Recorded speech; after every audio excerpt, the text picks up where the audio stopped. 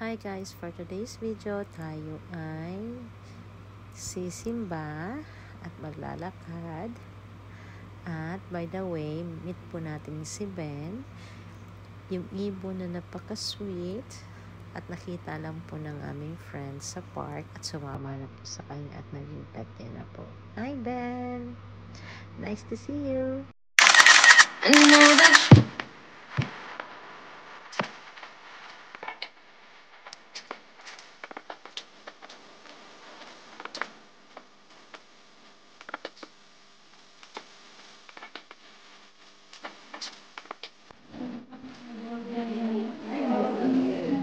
happy golden years. Golden na dayo kasi nag-yellow na yan. Lula na nga po eh. Ay, wag muna. Ay. Sige na, Yatin namin. Sige na, picture na. Picture tayo. Blow mo na sila. Blow mo na sila, di ba? Sabay-sabay. Happy birthday to you. Kanta mo na kayo? Let's sing it first. Bakit mo hindi na kanta? Happy birthday to you. Happy birthday, happy birthday. Happy birthday to you. May the Lord God bless you. May the Lord God bless you. May the Lord God, may the Lord God. May the Lord God bless you. Blow na candle. Blow kayo lahat. Blow kayo. 1, 2, 3.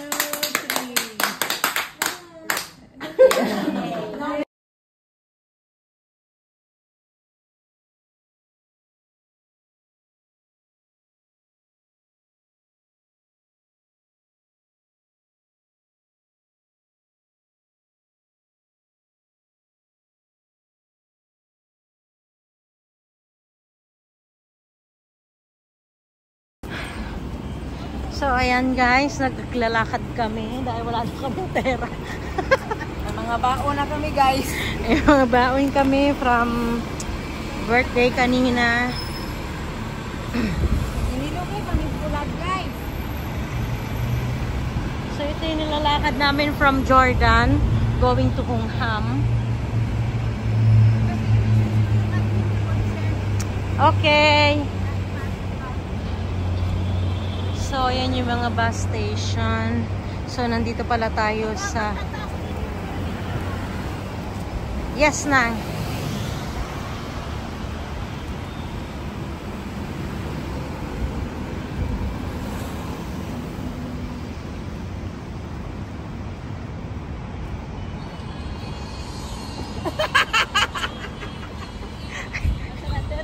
Balutin mo ako.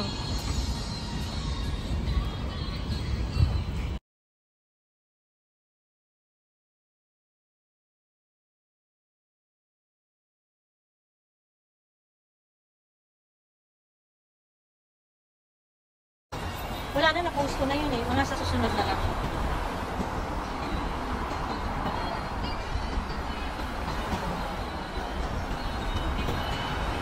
So, papunta tayo ng Hungham MTR station. So, as you can see, madadaanan natin dito yung Cross Harbor Tunnel.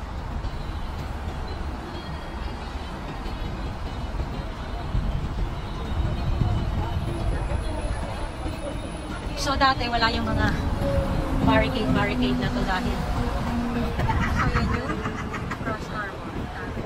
So wala to dati dahil nagsimula lang itong mga ganyan-ganyan nagkagulo dito sa Hong Kong way back 2002.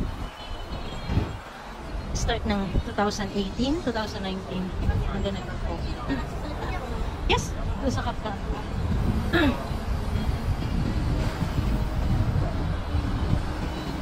So as you can see, bakit pala na dyan sa Cross Harbor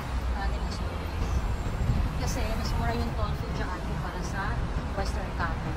So lahat ng masasakyan pupunta dyan. But anyway, hindi naman talaga nagka-traffic dito. Dahil rin sa mga price ng tickets. So yan lang yung shot traffic.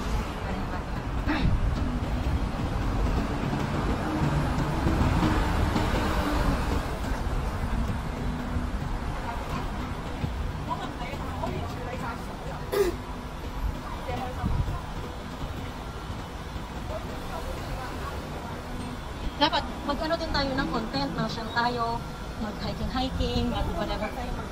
Bakit marunong naman tayo? Pero ano rin pag ulit? Try lang natin. Saka, pag sa Chatori, mamasyal na kasi tayo. Yes, mag-ano tayo nang magmasyal tayo, like, kunyari pupunta tayo nag-ship sa Choy, gano'n, sige. Start tayo. Yeah. Pwede rin naman na parang row and then tsaka na lang natin. Depende sa ingay ng ano. Tinan mo yung isa, hanggang makarating din doon mamaya, yan lang din yung asikasuhin niyo. So, ito na yung house station.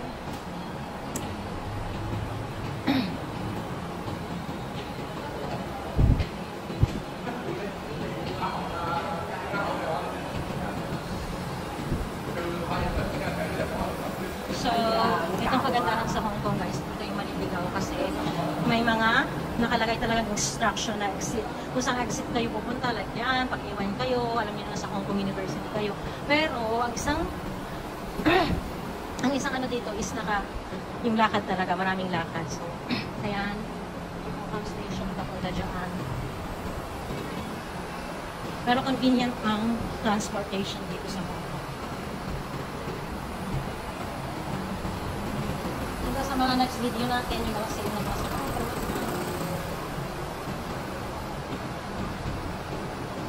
Yung video natin na kumain tayo nila Ate Elena, parang 20 minutes siya tayo nagawa ko din.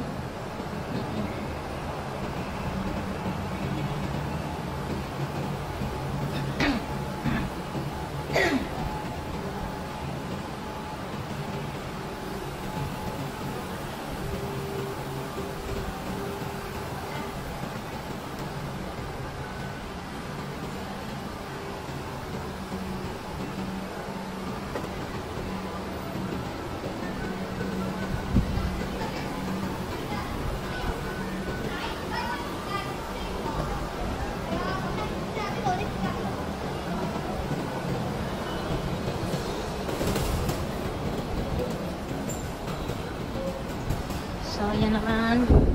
Makita nyo A1. So, nabasa nyo kanina, exit A1 going to Hong Kong Polytechnic University.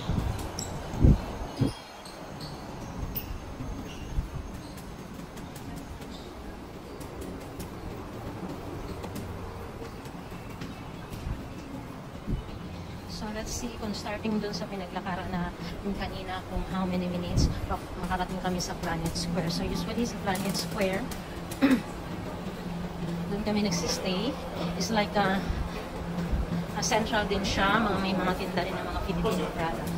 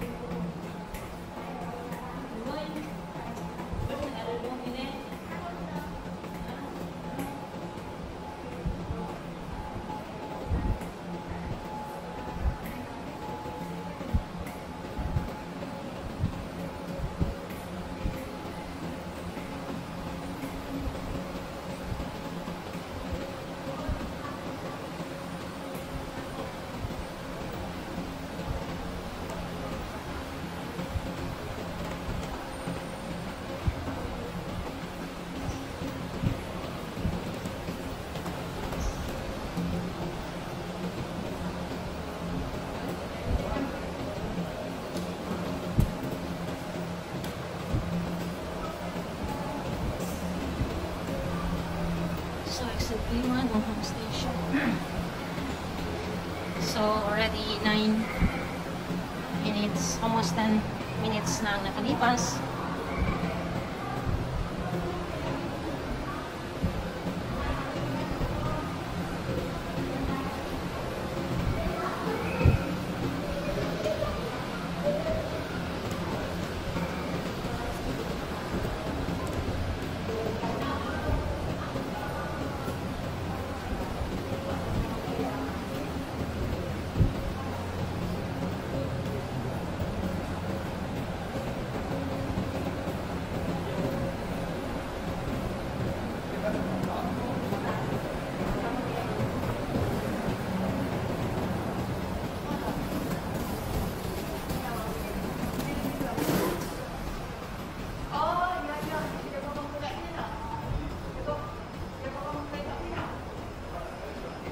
So, may mga pepper lunch kasi sa taas na yan, mall yan.